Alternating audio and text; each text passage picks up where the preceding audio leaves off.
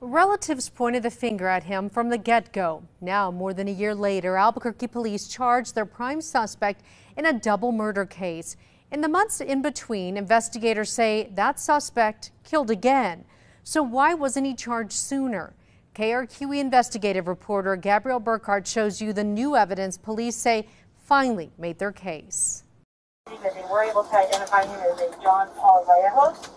He lived in apartment 24. Video from September shows officers arresting John Paul Vallejos, charging him for the murders of his downstairs neighbors at an Albuquerque apartment complex, Daniel Humphrey and Sonia Tenorio. Surveillance video captured the cold-blooded killing, where investigators say Vallejos walked up behind Humphrey as he was opening his door, shooting him in the head before going inside to shoot Tenorio. Today, Vallejos is charged in a second double murder case, murders that family members say they knew he committed months prior to his arrest, but he's never been charged until now. Well, I'm really grateful that charges have been filed, mostly for the family to start their journey on healing and finding closure in this matter. David Adams is representing Humphrey and Tenorio's family in a wrongful death lawsuit against the Albuquerque Police Department, Vallejos' apartment complex management, and the third-party agency assigned to conduct background checks on tenants, all of which Adams claims should have flagged Vallejos as a dangerous felon. And I think that if this case was looked at in a timely manner, it may have saved the lives of two other people that were subsequently murdered after this particular case. Vallejos has been in custody for the apartment complex murders since September. A criminal complaint filed 3 days ago now charges Vallejos with the May 2022 murders of his uncle, Hezekiah Cordova, and Cordova's longtime girlfriend, Virginia Serna. KRQE Investigates highlighted the cases in February, showing Cordova and Serna raised concerns about Vallejos before their murders.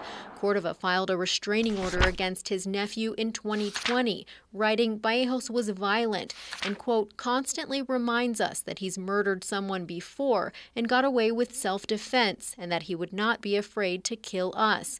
Fast forward to July of last year. Come on in. Tenorio's niece called 911 after a gunshot was fired through her bedroom ceiling, coming from her upstairs neighbor, who she noted creeped her out. It definitely came from his apartment. 2 months later, police were back at the apartment complex for the double murder investigation.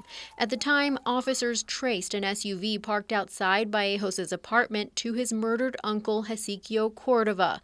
But it's unclear whether detectives knew then that his uncle was killed in May or that Vallejos was a suspect. It probably should have raised some red flags then as well. So what's changed since then? New charging documents show just last month, detectives ordered a new request to compare bullet casings from the apartment complex murders to the May murder scene and linked casings at both locations.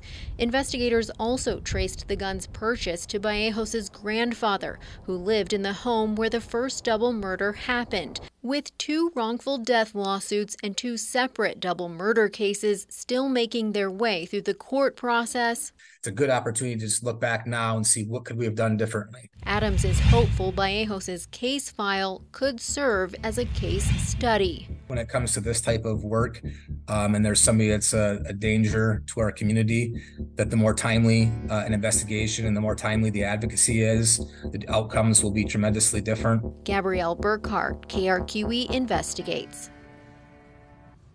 Vallejos is set to face a jury trial for the apartment complex double murders in November. A hearing has yet to be scheduled for the new murder charges.